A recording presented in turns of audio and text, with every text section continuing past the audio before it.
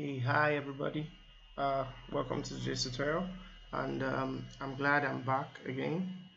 I went for a while and I got to study some things and some, design trends, and I got to notice that uh, the long shadow effect has been something very trendy on flat to 2D designs, and I decided to make a tutorial for you guys so you could learn how to work with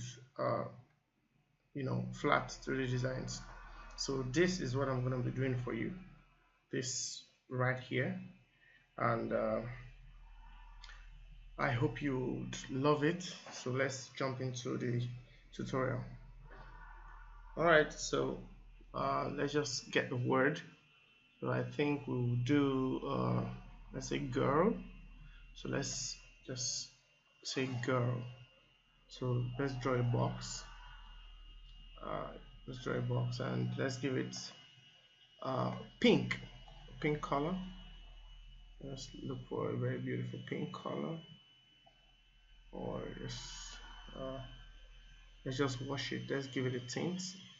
So we have that, like somehow baby pink, somewhat, and then okay, look, let's make a gradient on that. I prefer to make a gradient on that. So make a gradient, and then come to the first color and change the first color, change to RGB, and the second color change to RGB. So make the first color uh, that. So what I did there was I copied the color profile of this, of the initial pink that was here, and I pasted it. So copy this and come on, click.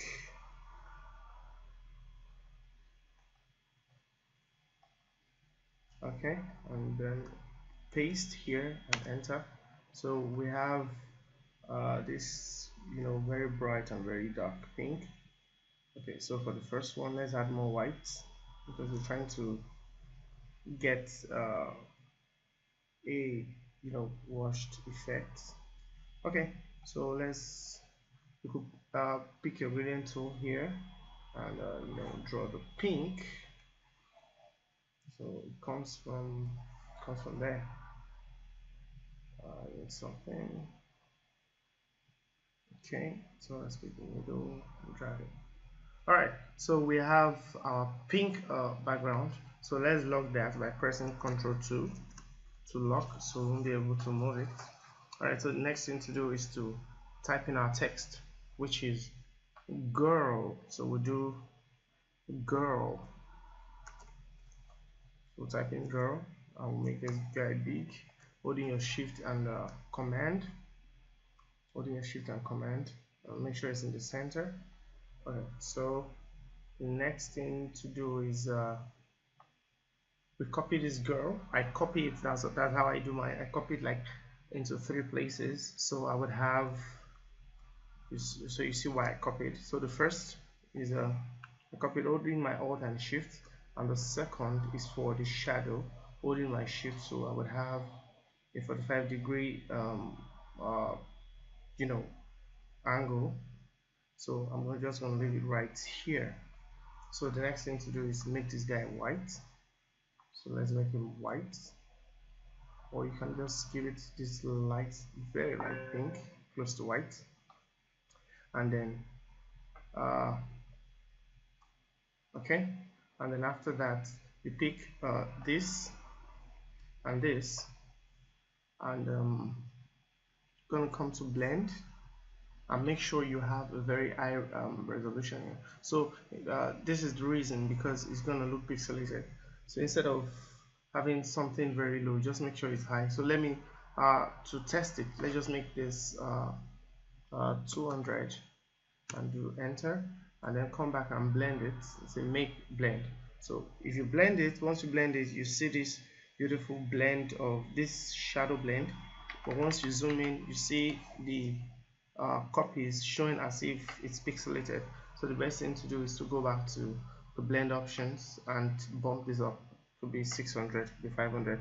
So let me just make mine 800, and then okay, so we have something cool. And then the next thing to do is this girl, if this was colored, in which I'm going to make the other version. This is just the first version of the hard shadow, the long shadow. The others may have colors, but this is inconsequential to flip this girl and this girl. But let's just flip it nonetheless. I love flipping it. So come to options, blend, and then we reverse front to back. So we have a flip of this nature. So it's just supposed to show. Okay, so it's not displaying. Okay, so after that we pick the girl and we drag it back, we drop it back on top of the girl, on top of the former text, and then we have this pretty long shadow.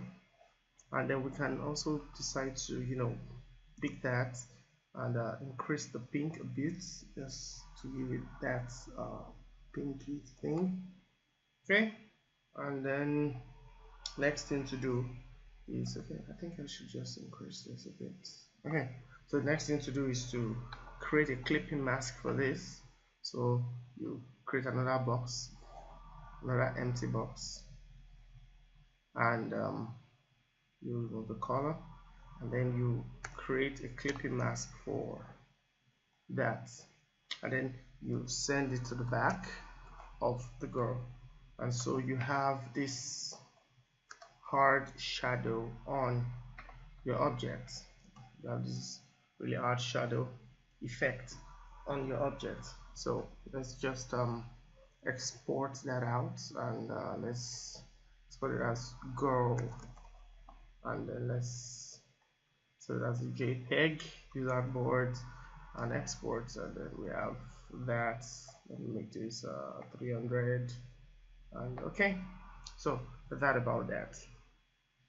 And then we have other styles that have we have styles of 2 variations, styles of 3 variations, and we have we have those 2 styles. You can craft out your own style, but tonight I'm going to make the other one, that is the 2 variation shadow, and this is how it's done. Okay, so let's go back. See, so the reason I opened down this actions panel is to actually create an actions tab, in which I could have done since the very beginning. So I'll just apply my actions to my objects. But in my next tutorial, I'm going to be teaching you how to use the actions panel to replicate your actions and replicate your process on other objects, and it's going to save your time. All right, so let's undo all this. Let's go back. Okay, so now we are back here, and we have this girl and this girl. So the thing we want to do is we want to make a double shadow, one of a very light pink and one of a dark pink. So this will be the first, and so let's make it let's make these 2 guys, let's make this one this pink. Let's give it this very not too dark pink, but that, and then let's give this guy the light pink. So it's gonna have, and then we could say, okay, we want you to have an opacity of let's say just 20%. Just make it 20, and then replicate our effect. So since we have the blend options already set to 800, we don't have to set that again. All we have to do is just to come to blend and make a blend. So we've made a blend that has this gradient and transparency, and you could actually change your color right inside your blend. So I can decide to make this very dark fuchsia pink, and then it's going to give me this fuchsia pink effect, which I love. See this fuchsia pink effect. But and then, okay, like I said earlier, now this is where the effect makes sense, and this is where it's very consequential. See, the girl is facing forward, so it's telling you that this is behind this and this is in front of this. So all you have to do is to come to options, blend, and reverse front to back, and then this guy goes to the back and this guy comes to the front. So this is in front of this, which is the normal perspective they should be facing. And then the next thing to do is to bring this girl and drop over this,